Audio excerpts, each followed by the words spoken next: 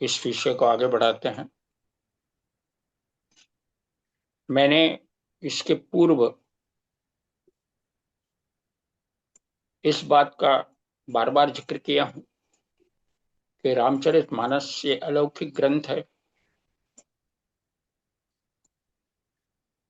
शंकर जी ने पार्वती जी को बताया,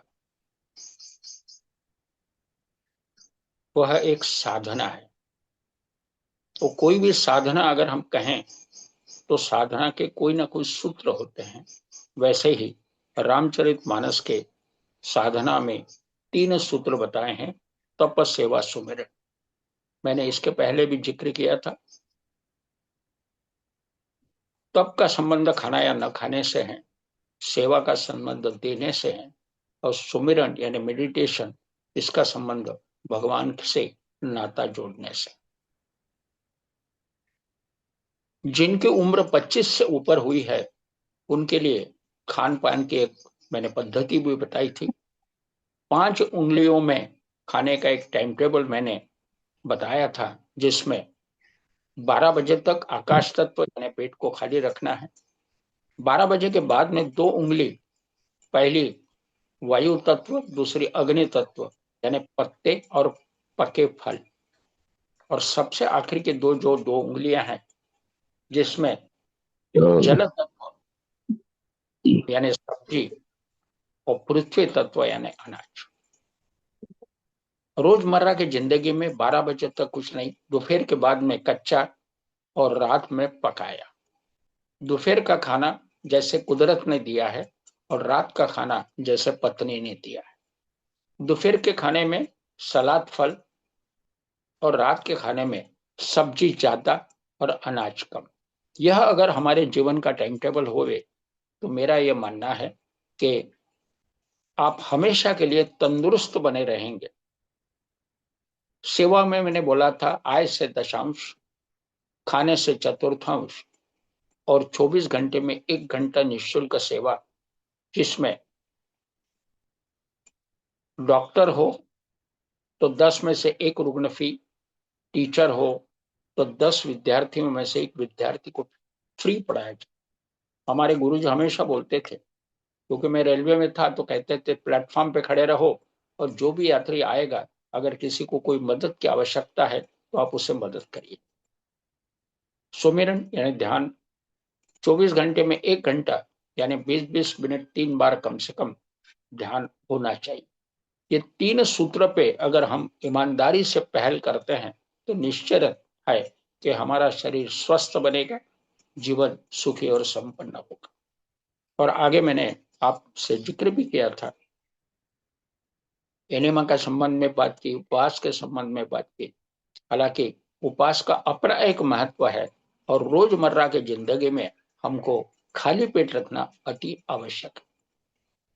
महिलाएं जैसे घर को रोजाना झाड़ू लगाते हैं, उसी प्रकार से अंदरूनी सफाई होना बहुत आवश्यक है। और अंदरूनी का सफाई का मतलब मैंने पहले भी कहा था और आज भी दोहराना चाहूंगा, जब हम खाना खाते हैं तो शरीर का पोषण होता है।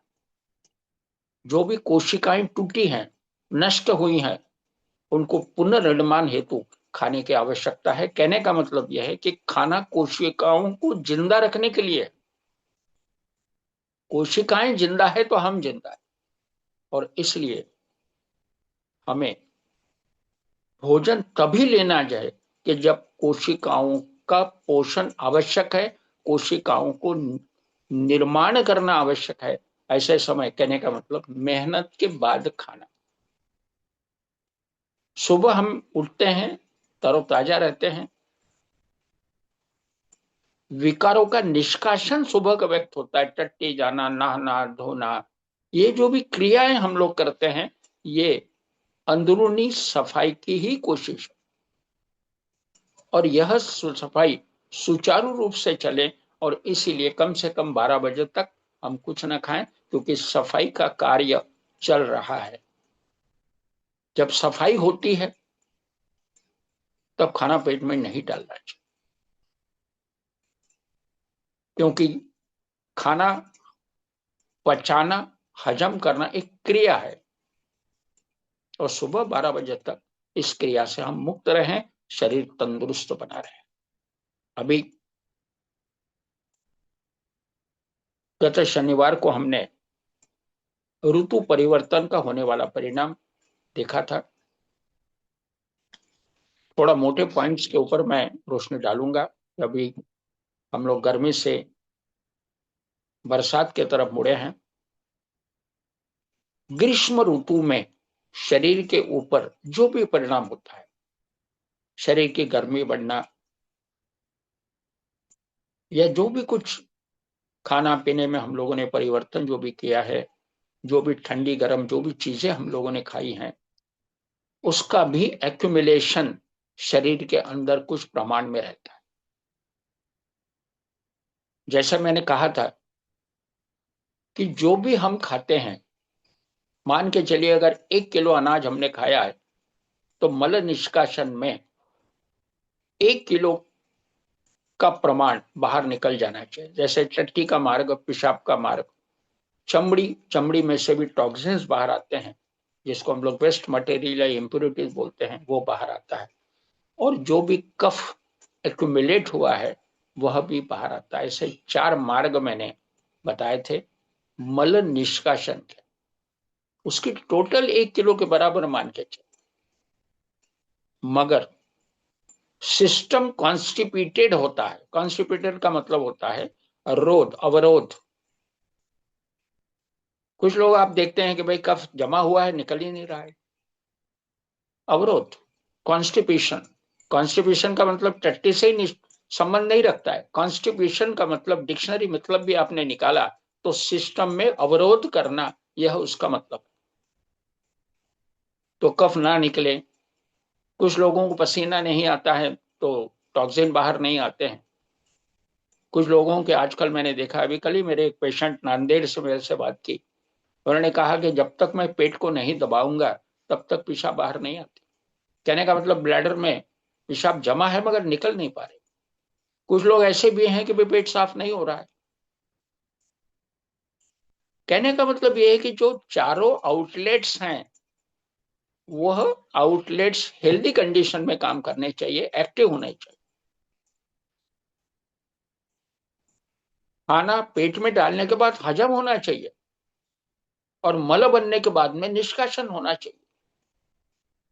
अब आजकल नए बच्चों को तो स्टीम इंजन देखने को नहीं मिलता है। पहले जमाने में स्टीम इंजन चलता था। कोयले कोयला डाला जाता था, जलाया जाता था, पानी की भाप होती थी और पिस्टन के ऊपर भाप का प्रेशर आके चक्के घूमते थे। Steam engine. हमारा शरीर भी एक मैकेनिकल मशीनरी है, याद रखिए।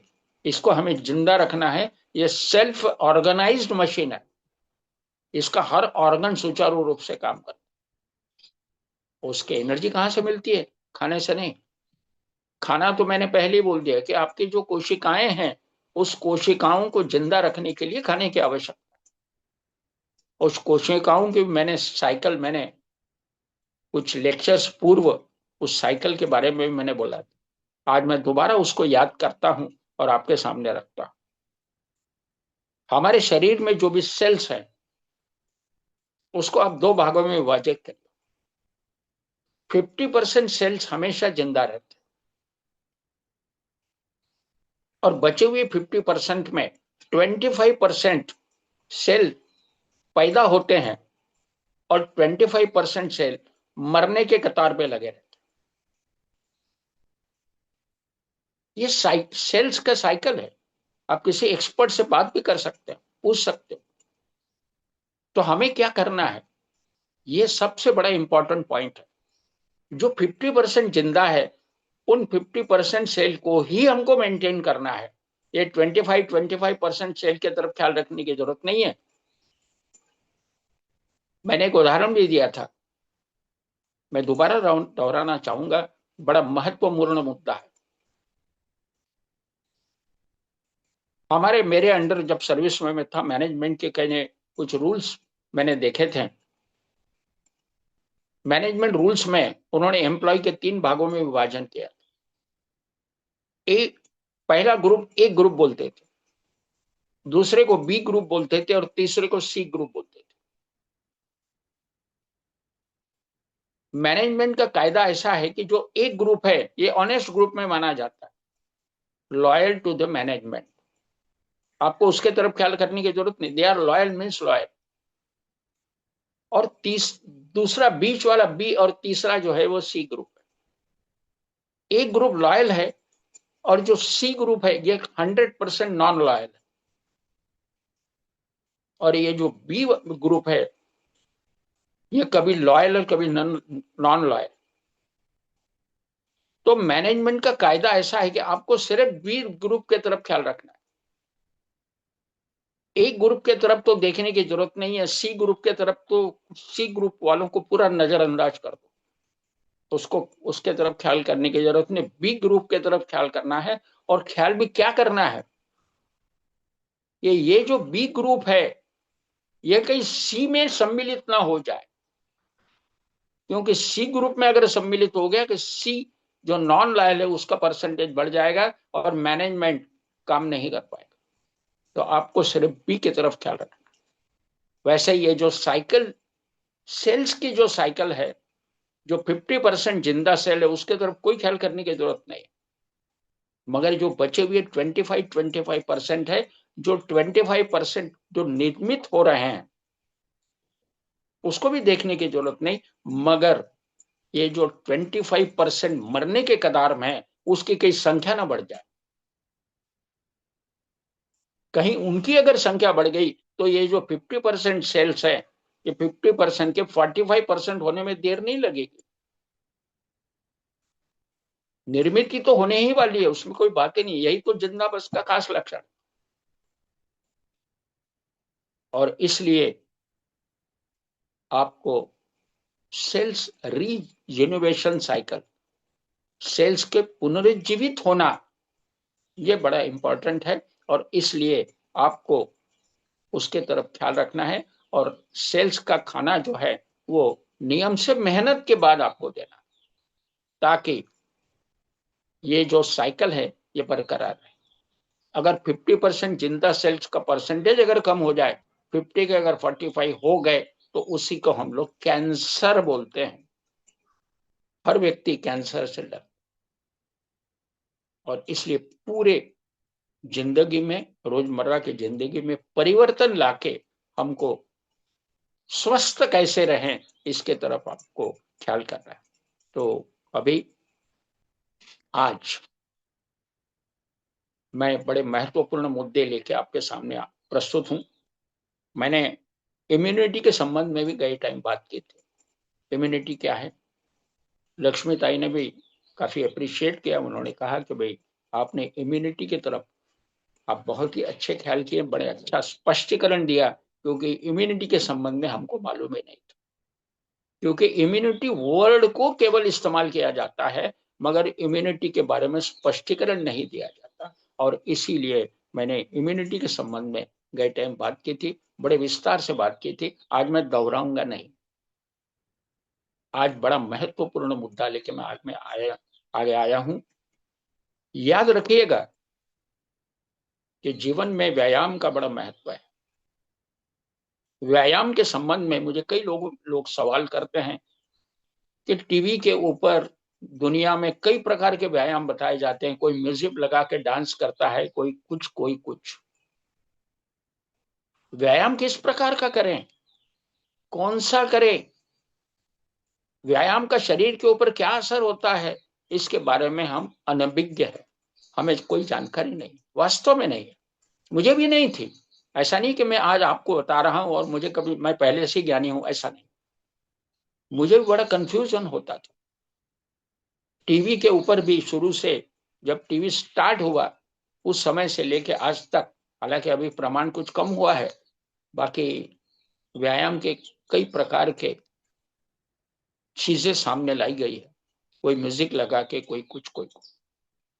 तो व्यायाम का क्या महत्व है, यह मुद्दा गए टाइम रह गया। चेंज ऑफ क्लाइमेट में विकार बाहर आते हैं। गर्मी के मौसम में जो भी टॉक्सिन्स एक्यूमुलेट हुए हैं वह बरसात के समय बाहर फेंके जाते हैं। और वो 4 आउटलेट से फेंके जाते हैं। यह मुद्दा मैंने आपके सामने रखा। और 4 आउटलेट्स हेल्दी कैसे रखें, इसके ऊपर मैंने रोशनी डाली।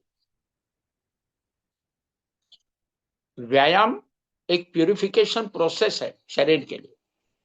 व्यायाम ये अंदर के टॉक्सिन बाहर फेंकने की प्रक्रिया है, और जब टॉक्सिन बाहर फेंका जाता है तो शरीर पूर्णतः तंदुरुस्त होता है।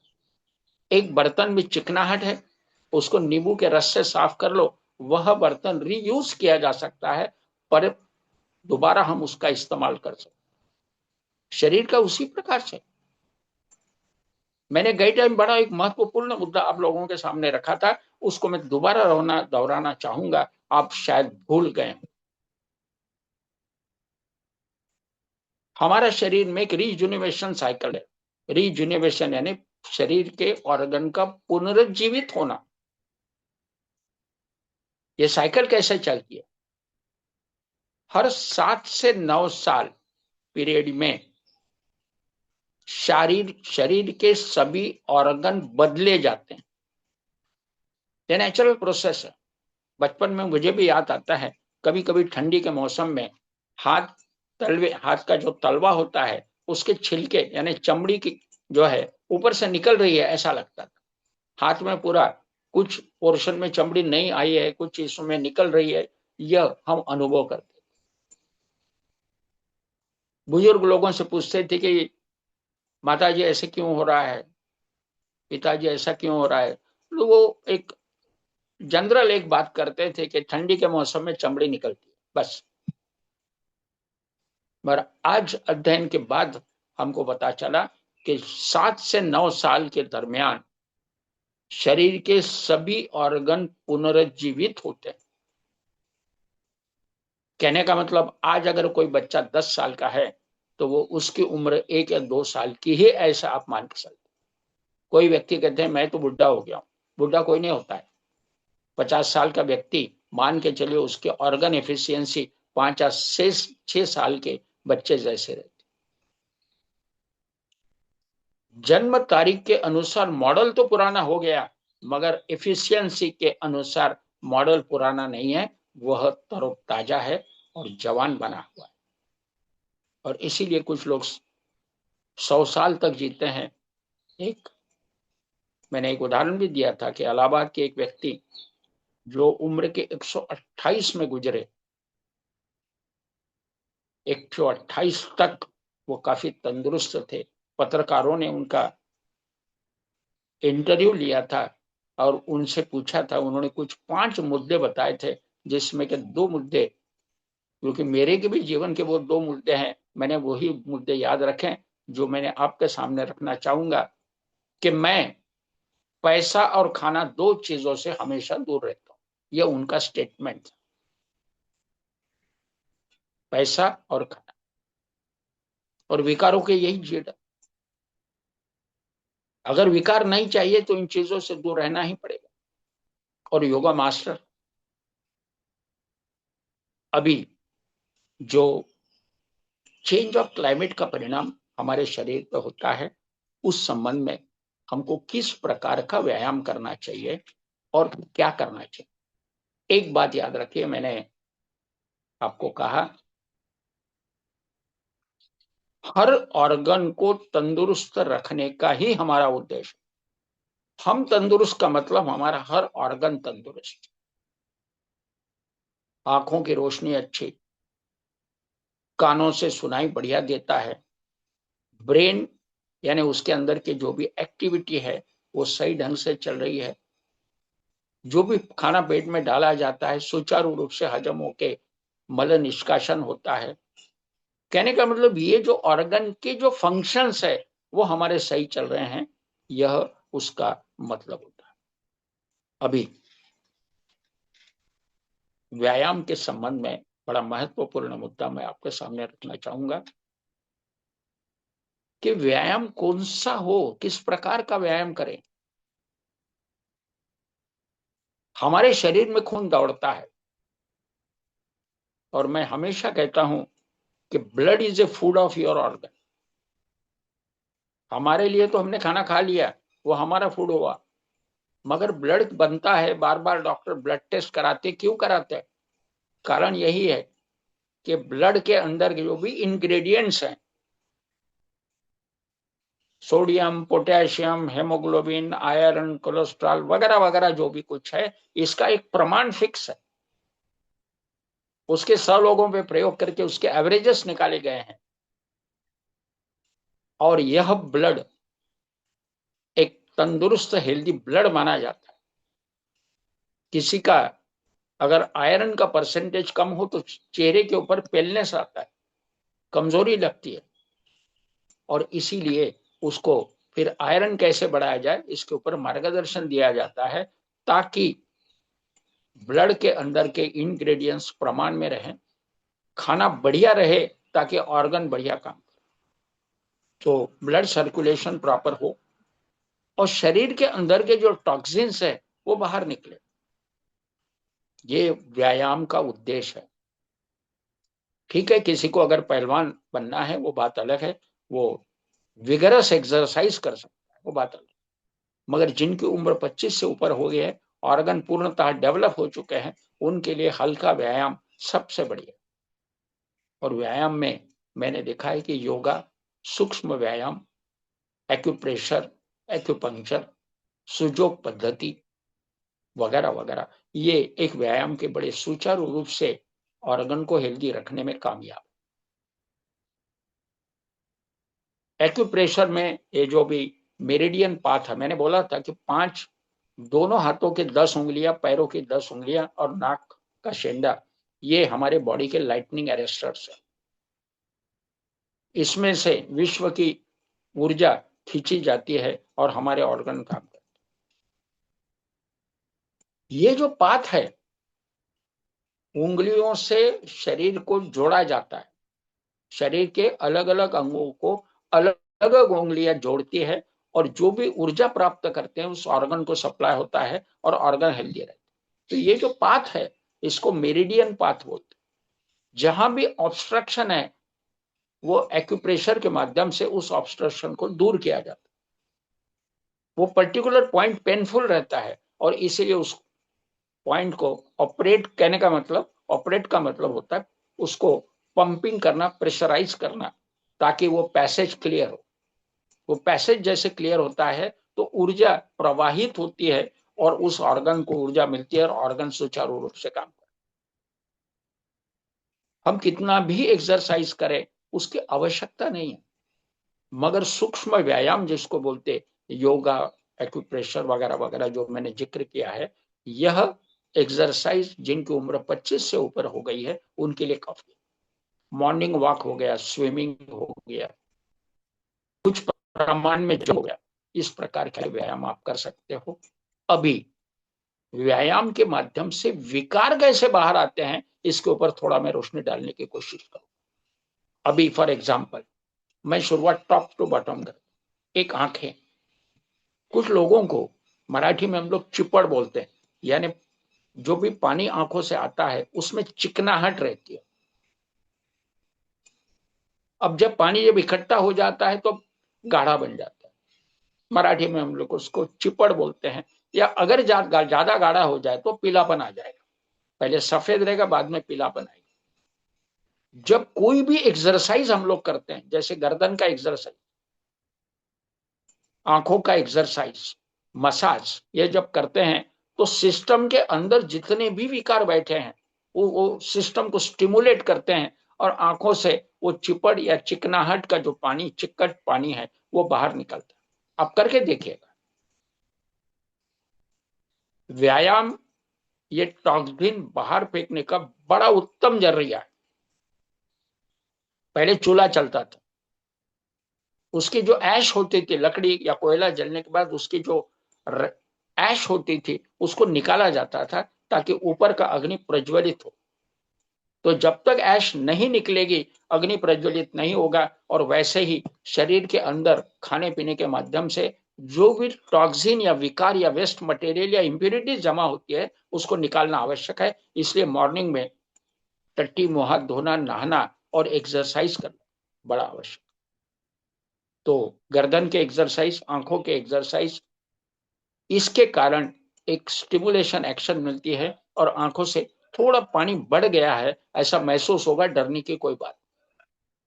हाँ, एक बात जरूर याद रखना है कि आंखें अगर लाल हो तो उस समय आंखों का इंडिपेंडेंट एक्सरसाइज टालने की कोशिश, क्योंकि जब भी शरीर में विकारों का जमावड़ा बढ़ जाता है उस समय उस पर्टिकुलर ऑर्गन का एक्सरसाइज कम करना चाहिए। याद रखिए, घुटने में सूजन है, घुटने में दर्द है, चलने का एक्सरसाइज प्रमाण में करो, कम करो, क्योंकि उसमें फ्रिक्शन ज्यादा होता है। तो आंखों के से पानी निकलना ये बड़ा अच्छा लक्षण है, और इस बरसात के समय यह अक्सर अनुभव में। उसके बाद में गर्दन का एक्सरसाइज, गर्दन का एक्सरसाइज आंखों से पानी निकालने में कामयाब है एक्सरसाइज, क्योंकि ब्लड सर्कुलेशन फास्टर होता है। सो गर्दन के एक्सरसाइज से टॉन्सिल्स या थायराइड, इसको एक एक्सरसाइज मिलता है। कान, कान के पर्दे के पीछे कभी कभी कफ जमा हो जाता है, ऊपर से नहीं दिखता है मगर कान बंद हो जाते हैं। तो मैं कई बार जो है लोगों को, अभी मेरे यहाँ कुछ लोग आए थे कि कानों से कम सुनाई देते, बोले मशीन लेने को गए तो मगर मशीन, डॉक्टर ने बोला कि मशीन कान में लगाने से भौं भौं आवाज आएगा तो और आपको अब डिस्टर्ब हो जाओ। तो उनको मैंने एक्सरसाइज बोला कि मैंने कहा ऐसे कानों को जो है मसल मसल कर, ये मसल से क्या होगा, एक अंदर एक एक्टिविटी पैदा होगी और कब धीरे धीरे छूटेगा। जैसे जैसे कब छूटेगा वैसे वैसे पर्दा जो है वो पतला होगा, कहने का मतलब वो हल्का होने के कारण एक्टिव होगा। जैसे एक लाउड स्पीकर होता है, उसके पीछे कागज होता है, जब जो भी साउंड आगे आता है वो पेपर जो है वाइब्रेट होता है और दैट कन्वर्ट्स इनटू साउंड। तो कहने का मतलब यह है कि उसको, उस पर्दे को हल्का, अब जैसे एक दस्ती हमने गीली दस्ती सुखाने को डाल दी, सुखाने को डालने के बाद क्या होगा, वो सूख जाएगी और थोड़े हवा से उड़ जाएगी। कहने का मतलब उसका असर उसके ऊपर काफी होगा। तो ऐसा ही कान का भी है। प्राणायाम, हम लोग प्राणायाम करते हैं। एक प्राणायाम के प्रति मैंने इसके पहले भी मैंने ब्लड प्रेशर में जिक्र किया कि ब्लड प्रेशर क्या है। जो भी इनकमिंग ब्लड सर्कुलेशन है, हमारे पूरे शरीर में ब्लड सर्कुलेट होता है, हार्ट शुद्ध करता है, लंग्स उसको एक्चुएट करता है और ब्लड को आगे दौड़ाता है, और कई हजार किलोमीटर ब्लड सर्कुलेट होता है बॉडी में, हर ऑर्गन को सप्लाई होता है और बाद में फिर वापस वो हार्ट के पास आता है। सो जो इनकमिंग ब्लड है उसका जो भी आर्टरीज के ऊपर प्रेशर है उसको हम लोग डायस्टोलिक, कहने का मतलब नीचे का ब्लड प्रेशर, क्योंकि उसके ऊपर प्रेशर प्रेशर बताता है वो, मगर उसमें फोर्स कम है क्योंकि इनकमिंग है वो। हार्ट उसको पहले शक करेगा, लंग्स उसको एक्चुएट करेंगे। सो इनकमिंग ब्लड प्रेशर हमेशा कम रहता है, बाद में हार्ट को मिलता है और हार्ट उसको ब्लड को शुद्ध करके आगे फोर्सली आगे भेजता है। सो फोर्सली भेजने के कारण ऊपर का ब्लड प्रेशर सिस्टोलिक हमेशा ज्यादा रहता है, 120, और नीचे वाला 70 या 80। तो कहने का मतलब ये जो लंग्स का एक्सरसाइज है, प्राणायाम हम लोग बोले, उसको धीरे धीरे धीरे धीरे लंग्स को एक्चुएट करना है, पेट को अंदर डालना है। उसके कारण हमारा जो इनकमिंग फ्लो है वो नॉर्मल रहेगा, आर्टरीज पे प्रेशर कम आएगा और डायस्टोलिक बीपी कम होगा। अनुलोम विलोम हम लोग करते हैं, हार्ट एक्चुएट होता है, हार्ट के बीट्स थोड़े बढ़ जाते हैं और खाना ब्लड हमारा शुद्ध होने के बाद में वो आगे दौड़ाता है। इसको हम लोग सिस्टोलिक। सो सिस्टोलिक और डायस्टोलिक ब्लड प्रेशर को सुचारू रूप से मेंटेन करने हेतु प्राणायाम या लंग्स के एक्सरसाइज अति आवश्यक। दूसरी बात, कभी कभी हार्ट रेट बढ़ जाता है, हार्ट रेट बढ़ने से कोई फर्क नहीं पड़ता। मैंने एक जनरेटर का उदाहरण भी दिया था कि जनरेटर चालू करने के बाद उसके ऊपर जितना लोड बढ़ेगा जनरेटर जम के काम करेगा, उसी को हार्ट बीट बोलते हैं। और क्या, जहां पे आगे का प्रेशर सिस्टोलिक ज्यादा हो गया, हार्ट थोड़ा पंपिंग ज्यादा करेगा, हार्ट रेट बढ़ेगा, कोई ज्यादा डरने की बात नहीं उसमें। इनकमिंग फ्लो ब्लड का जो है वो अगर कम पड़ रहा है, कहने का मतलब प्रेशर ज्यादा है, ब्लड जल्दी नहीं आ रहा है, हार्ट रेट बढ़ा देगा, नेचुरल प्रोसेस, उसमें कोई खास डरने की बात नहीं। थोड़ा भी आपने रेस्ट किया तो हार्ट रेट कम हो जाएगा और ब्लड सर्कुलेशन फास्टर होगा। और इसीलिए एक्सपर्ट लोग आपको सलाह देते हैं कि जब भी बीपी बढ़ा थोड़ा आप विश्राम कर लीजिए, विश्राम से हार्ट रेट कम हो जाएगा। उसके बाद में आगे बढ़ते हैं पेट के एक्सरसाइज। पेट का पंपिंग करने के बाद भी एक एक्सरसाइज का अच्छा परिणाम हमको मिलता है। कई लोगों को फैटी लिवर रहता है, fatty liver, fatty uterus, flirty, अब ये तो मैंने नई बात सुनी है, फ्लैटी, फैटी ब्लैडर। एक मेरे पास रिपोर्ट लेके एक व्यक्ति आया था, बोले साहब मुझे बताया गया है कि मेरा ब्लैडर जो है वो फैटी हो गया है। मैं पहली बार सुना, आश्चर्य लगता है। तो ये फैटी ब्लैडर, फ्लैटी यूट्रस और फैटी लिवर, ये क्या है? ये याद रखिएगा कि जो भी गंदगी, जैसे मैंने एक उदाहरण दिया था कि पुराना लोहे का पाइप अगर हम खोलते हैं तो अंदर में क्षारों का जमावड़ा होता है, सफेद क्षार अंदर जमा होता है। हम लोग क्या करते हैं, उसको पटकते हैं, क्षार को निकाल देते हैं, दोबारा फिटिंग कर देते हैं। अब ये क्षार क्या करते हैं, ऑब्स्ट्रक्शन क्रिएट करते हैं सिस्टम में, सर्कुलेशन में ऑब्स्ट्रक्शन क्रिएट करते हैं। और इसलिए उसका साफ सुथरा रहना आवश्यक है। ब्लैडर में यूरिन इकट्ठा होती है, उसके अंदर क्षार है, क्षार कम ज्यादा प्रमाण में होते हैं, सो ब्लैडर के अंदर वो लेयर फॉर्मेशन करते हैं। यूट्रस में भी वैसा ही है, लेयर फॉर्मेशन होता है। लिवर में वैसा ही है, लेयर फॉर्मेशन होता है। और लेयर फॉर्मेशन होने के कारण उसका डाया कम होता है, उसकी फ्री मूवमेंट जो है वो ऑब्स्ट्रक्ट होती है, फ्री नहीं रह पाती, क्योंकि वो एक लेयर फॉर्मेशन के कारण उसकी गति कम हो जाती है। और इसलिए पेट का एक्सरसाइज अगर हम करें तो मेरा यह मानना है कि फैटी जो इफेक्ट है, अंदर में जो भी इम्प्योरिटीज या टॉक्सिन्स का लेयर फॉर्मेशन हुआ है वो धीरे धीरे छूटेगा। मगर उसके लिए एक खास बात याद रखिए, सुबह 12 बजे तक पेट में कुछ नहीं, खाना खा के एक्सरसाइज नहीं करते। पेट जब खाली रहेगा तो विकार बाहर फेंके जाते हैं, इसलिए 12 बजे तक कम से कम पेट खाली रखिए, एक्सरसाइज करिए, पेट का एक्सरसाइज करिए, नो प्रॉब्लम। उसके अंदर जो भी लेयर फॉर्मेशन हुआ है वो लेयर छूटेगा और फैटी लिवर, फैटी यूट्रस और फैटी ब्लैडर, इसके इफेक्ट्स कम हो गए और ये तीनों ऑर्गन एक्टिव। अब जहां भी फैट इकट्ठा हो गया तो फैटी बोला ही जाएगा। कोई आदमी मोटा बनता है तो फैट बढ़ गया, अंदर में इकट्ठा होगा तो डाया कम होगा, एक्टिविटी स्लो डाउन हो गई। तो यही हमें ख्याल करना है। और एक्टिविटी को स्लो डाउन जो हुई है उसको दोबारा एक्चुएट अगर करना है तो पेट में डालने की प्रक्रिया थोड़ा कम करिए, लिक्विड डाइट ज्यादा ले लीजिए, साइट्रिक एसिड युक्त फलों का प्रमाण ज्यादा बढ़ाइए।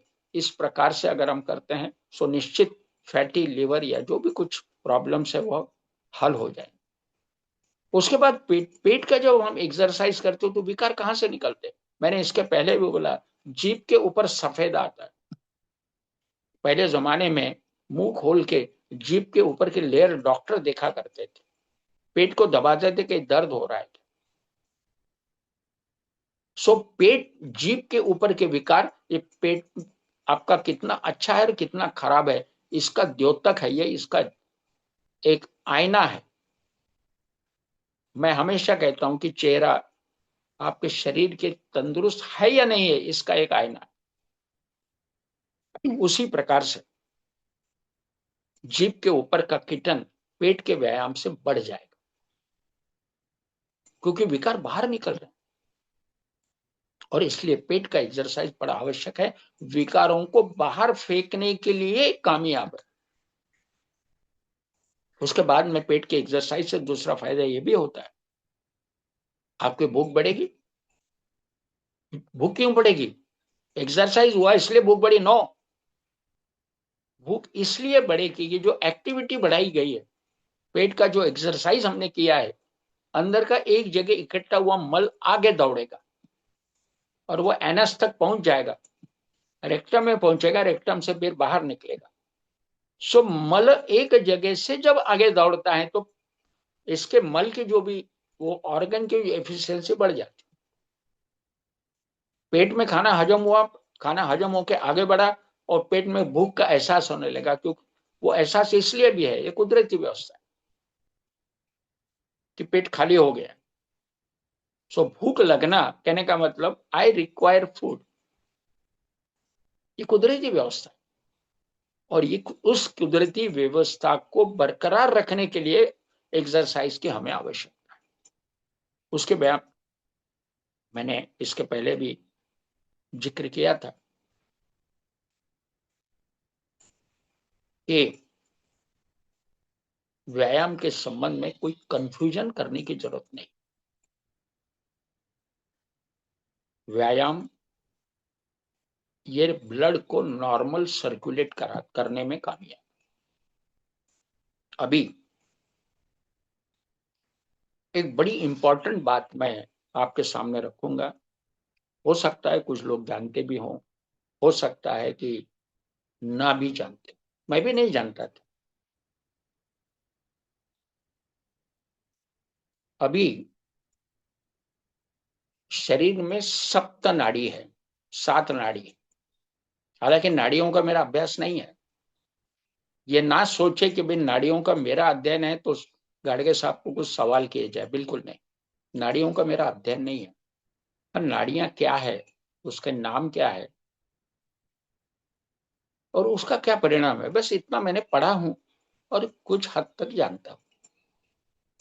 सप्त नाड़ी सुषुम्ना, इडा पिंगला, अलम्बुशा, कुहू, पयस्विनी, शंखिनी, विश्वोदरी, ये 7 नाड़ियां। 7 नाड़ी का अपना एक अनुभव महत्व शरीर के अंदर। अभी जैसे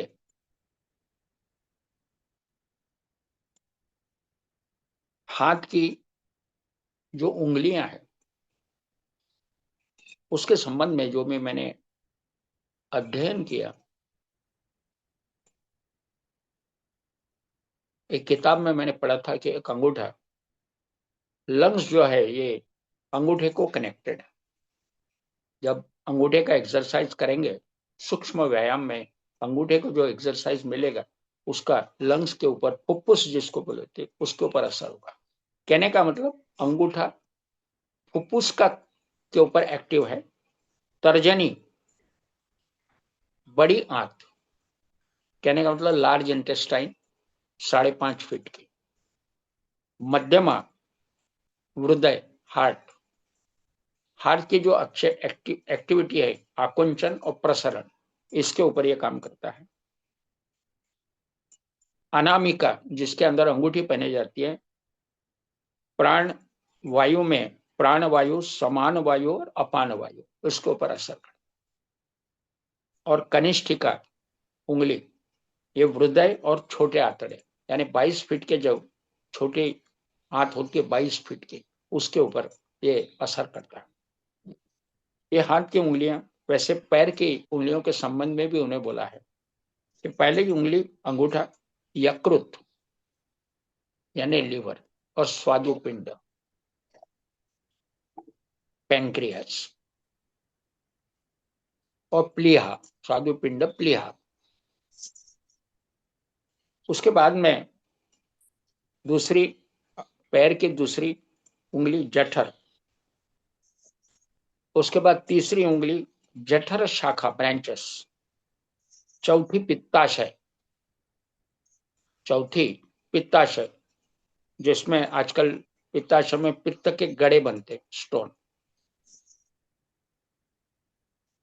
उसके बाद में 5वीं जो है छोटी मूत्राशय और मूत्रपिंड, इसको इसके ऊपर उसका असर होता है।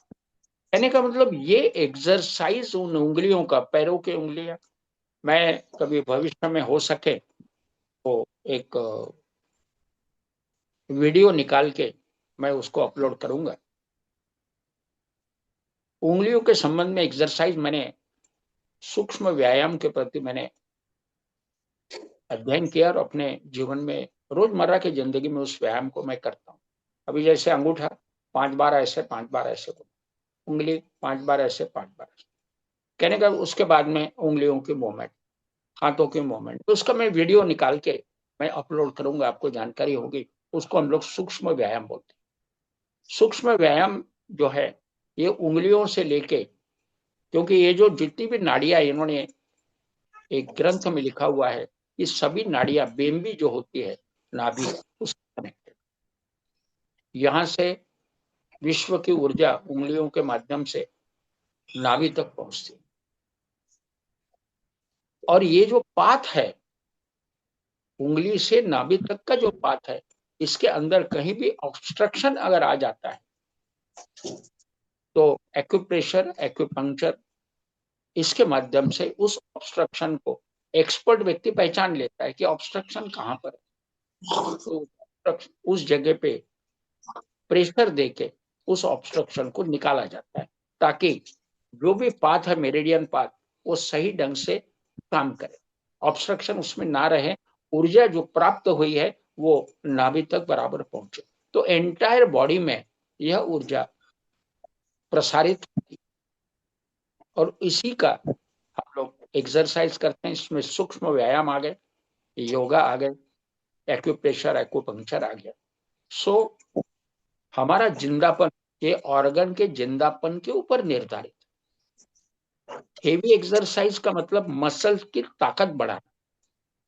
आज मान के चलिए मैं 5 किलो वजन उठा सकता हूं, तो मैं कल धीरे धीरे वजन को बढ़ाना, मसल्स को ताकत देना, ये करते हुए मैं 5 किलो की इफिशियंसी 50 किलो तक लेके जा सकता हूं। मगर हमारा वह उद्देश्य नहीं है। ईश्वर ने हमें जो पृथ्वी के ऊपर भेजा हुआ है उसका कुछ एक अपना उद्देश्य है, हमको यहाँ भेजने का, एक परिवार में भेजने का, एक विशिष्ट कार्य हाथ में देने का, एक उसका उद्देश्य है। और ये कहा जाता है कि मालिक अगर खुश है तो निश्चित है कि नौकर अपना जीवन बड़ा सुचारू रूप से बिता सकता है, क्योंकि मालिक का ख्याल उस नौकर की तरफ है, वो नौकर बड़ा ईमानदार है। ईश्वर का भी वैसा ही है। ईश्वर को ने दिया हुआ कार्य जब आप ईमानदारी से करते हो, उसको याद रखते हुए, तो वह आपके तरफ ख्याल। मैं हमेशा कहता हूं ईश्वर मेरे साथ जीता है, अनुभव करता हूं। अगर कोई सवाल मैं दिमाग में डाल देता हूं तो जवाब लेके सुबह उठ जाता हूं। किसने जवाब दिया? अगर मेरे पास जवाब होता तो प्रश्न दिमाग में डालने की जरूरत नहीं पड़ती ना, हर सवाल का जवाब मेरे ही पास होता। मगर वैसा नहीं होता। जब सवाल दिमाग में डाल के मैं जब ध्यान में बैठता हूं तो ध्यान छूटने के बाद में जवाब लेके उठता हूं। तो जवाब कौन देता है? ईश्वर, मालिक। उसका एक उद्देश्य है, कुछ कार्य करवाने का उसका उद्देश्य है, और उसी को कार्य को आगे हमको बढ़ाना है। हर एक को पहलवान नहीं बनना है। मसल ताकत बढ़ा के कोई फायदा नहीं है। गामा पहलवान उम्र के 50 में गुजर गया, और योगा करने वाला व्यक्ति इलाहाबाद का 128 साल जिया। जिंदगी लंबी हो ये हमारा उद्देश्य नहीं है, मगर जिंदगी लंबी होने के साथ साथ तंदुरुस्त रहे, ताकि भगवान ने दिया हुआ कार्य हम ईमानदारी से कर पाए, हमारी एफिशिएंसी रहे। खूब बढ़िया बढ़िया खाना हमारा उद्देश्य नहीं है, एक एंजॉयमेंट है, एक स्वाद लेना है। अलग अलग पदार्थों का क्या स्वाद है, उसका क्या महत्व है, इसको समझना है, उसका सेवन करना है, आनंद लूटना है। मगर वह हमारा उद्देश्य नहीं है। हमारा उद्देश्य ईश्वर ने दिया हुआ कार्य पूरा करना, यही हमारा उद्देश्य है। उसके साथ एक बड़ी आखिरी का एक मुद्दा मैं आपके सामने रखूंगा। जो मैंने सप्त नाड़ियां बोली, सुषुम्ना और अलम्बुषा, ये जो दो नाड़ियां हैं ये योगा के माध्यम से एक्टिव होती है। योगा के माध्यम से एक्टिव होती है। मगर बची हुई जो 5 नाड़ियां हैं इसके ऊपर सूक्ष्म व्यायाम का परिणाम है, मेरिडियन एक्सरसाइज का परिणाम है। ये मैंने एक एक्सपर्ट की किताब में पढ़ा था। 2 नाड़ियों के ऊपर तो योगा का परिणाम है, वो नाड़ियां बड़ी एक्टिव रही, मगर बची हुई 5 उसमें सूक्ष्म व्यायाम आवश्यक है। कहने का मतलब रोजमर्रा की जिंदगी में सूक्ष्म व्यायाम और योगा दोनों भी करना अति आवश्यक है, ताकि हमारी नाड़ियां भी सुचारू रूप से काम करें। और हमारा जो उद्देश्य है जिंदगी का, वह सफल हो, ईश्वर ने दिया हुआ कार्य हमारे हाथ से पूरा हो, यह इसके पीछे का उद्देश्य है। और मैंने जो भी मुद्दे आपके सामने रखा हूं, गत शनिवार में व्यायाम के संबंध में मैं जानकारी पूर्णतः नहीं दे पाया। व्यायाम के माध्यम से शरीर के विकार बाहर निकलते हैं और विकार बाहर निकालने के बाद में ऑर्गन एक्टिव होते हैं, सुचारू रूप से काम करते हैं, और ऑर्गन क्या, लाइफ, आयुर्मान, यह बढ़ता है। आयुर्मान बढ़ा तो आप ज्यादा काम कर पाएंगे। आपने ज्यादा काम किया तो ईश्वर की इच्छा पूरी हो गई, ईश्वर का उद्देश्य पूरा होगा। बस इसी कामना के साथ आज मैं अपने लफ्ज को यहाँ विराम देने वाला हूं। और मेरा ये मानना है कि जो भी मुद्दे मैंने आपके सामने रखे, उसका केवल मेरा अध्ययन नहीं है, उसका प्रयोग भी है। और प्रथम लेबोरेटरी जो है वो मेरा शरीर ही, फर्स्ट लेबोरेटरी। उसके बाद में मेरा परिवार, और उसके बाद में समाज। तो जो भी मैंने आपके सामने रखा वो केवल ज्ञान नहीं है, वह एक अनुभव है। और इसलिए मैं इतना विद्वान लोगों के रेफरेंसेस कम देता हूं, अपने अनुभव पे ज्यादा बात, क्योंकि यह जो भी ज्ञान मैंने प्राप्त किया विद्वान लोगों से, वह अपने पे प्रयोग करके मैंने उसको सिद्ध किया है। जो परिणाम मुझे मिला, अगर वही परिणाम आपको मिलता है तो it is a universal truth, यही विश्व की सच्चाई। आप प्रयोग करके देखिए। हर ऋतु के बाद में दूसरे ऋतु में जाते समय जो भी समस्याएं जीवन में आती है, उसके बारे में मैं हर ऋतु में आपको जानकारी देता रहूं। क्योंकि अभी गर्मी से हम लोग बरसात में आए हैं, तो ये संधि काल में जो भी विकार वे बाहर फेंके जा रहे हैं, और वो कैसे फेंकने में हम सहायक बने, इसके ऊपर मैंने आज आपको जानकारी दी। वैसे ही बरसात के बाद में देवी का नवरात्र आएगा, श्रावण मास में। देवी के नवरात्र के बाद में फिर हम लोग ठंडी में जाएंगे। तो बरसात के बाद में ठंडी, ये जो संधि काल है उसमें कौन से विकार बाहर आते हैं, उस समय हम लोग जिक्र करें। आज जिक्र करके फायदा नहीं। उसके बाद ठंडी के बाद हम लोग फिर ग्रीष्म ऋतु में, गर्मी में जाएंगे। उस समय भी फिर विकार कौन से बाहर आते हैं, क्या तकलीफ होती है, उस विकारों को बाहर फेंकने में हम कैसे सहायक बने, हम जीवन में क्या अपनाएं, क्या खाएं, क्या छोड़े, इसके बारे में उस समय करेंगे। ऐसे तीनों ऋतु में मैं आप लोगों को जानकारी दूंगा, ताकि आपका शरीर तंदुरुस्त बना रहे। एक्सपर्ट हैं दुनिया में, एक से एक डॉक्टर है, विद्वान है, अच्छे मार्गदर्शक हैं, उनकी सहायता जरूर लेना चाहिए, उसमें कोई बात। मेरा कहीं भी विरोध, ज्ञान प्राप्त करने के लिए जहां भी मिलता है वहां जाना चाहिए। मगर मेरा जो शरीर है उसको तंदुरुस्त रखने की जिम्मेदारी मेरी, और इसलिए इसको हमें अपनाना है। इतना कहते हुए मैं अपने लफ्ज को विराम देता हूँ। हरि ओम।